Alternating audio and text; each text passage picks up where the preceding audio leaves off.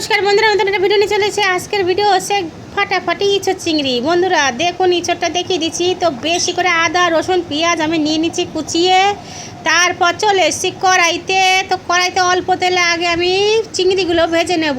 নিয়ে ওই তেলে কড়াইতে আরও খানিকটা তেল দিয়ে তারপরে জিরে আর তেজপাতা ফোড়ন দিয়ে আলুগুলো বেশ ভালো করে মোচমোচে ভাজা করে নেব। নিয়ে টমেটম দিয়ে ভালো করে কষিয়ে যে পেস্টটা করেছিলাম আদা রসুন পেঁয়াজ ওটা দিয়ে কসুরি মেথি লঙ্কার গুঁড়ো হলুদ নুন মিষ্টি দিয়ে ভালো করে কষিয়ে এঁচড়গুলো ছেড়ে দেবো। দিয়ে এঁচড়গুলো নিয়ে ভালো করে কষিয়ে জল দিয়ে দেব। তো জল দেওয়ার পরে এঁচড়টা আমি গরম মশলা দিয়ে নামাই নেব। বন্ধুরা খেতে যা লাগে না, গন্ধটা যা বেরিয়েছে বন্ধুরা, একদম পুরো বাড়িতে মোমো করছে এঁচড় চিংড়ি।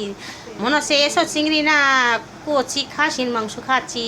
ও হো হো, খেতে হয়েছে দারুণ।